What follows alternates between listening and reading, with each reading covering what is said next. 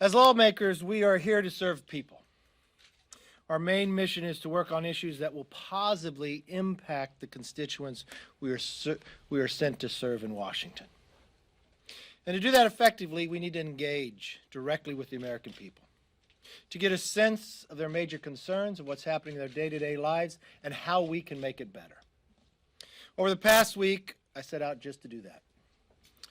Because Democrats' reckless spending has led to inflation, I've asked American people to send me their stories about the soaring inflation, but how does it personally affect them and their families? The stories that I heard are just devastating.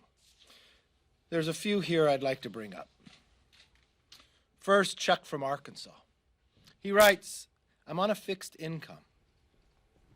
I'm retired from the state police and the National Guard. My everyday expenses are up. My small amount of money is worth less. For example, I just bought gas for my truck. Last year it cost $35 to fill up. This time it costs $92. How many of us across America have actually felt that as they fill their cars up? Katrina from Idaho, gas is $3.78 a gallon. Milk is almost $3 a gallon. We have cut spending at the grocery store a bunch since prices have gone up. No extra outings or eating out. Home improvements are on hold till prices come down. Mike, a lead pastor at the church. My wife and I can't do as much as we used to do for others. So we're not liking that. We're on a fixed income and working on building a church congregation from scratch. We are seeing many who are going without food, medication, etc. So we're taking food to them to hopefully make their lives easier. Inflation is destroying America's ability to strengthen their financial security.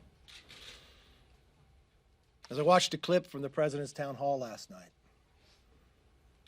I couldn't see a person more out of touch.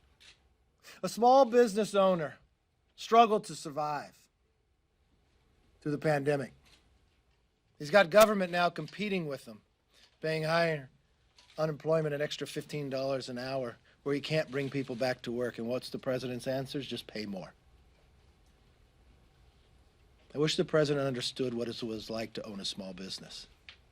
For all the small business owners, they're the first to work, last to leave, and last to be paid. What they just went through in the pandemic, so many of them did not make it. They shut down and all their investment is gone. They're trying to survive today, and that's the response they get.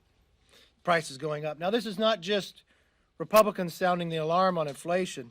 Larry Summers, who served as Treasury Secretary for President Clinton and Chief Economic Advisor for Biden administration, has been warning since February that Biden's big spending agenda would lead to inflation. Unfortunately, Larry was right. And last week, Biden's own Treasury Secretary, Janet, acknowledged that Americans have to brace for several more months of rapid inflation. So it's just not the three stories we told. It's not hope we can tell them. The White House tells them, the Treasury Secretary, prepare for more, eat less, drive less.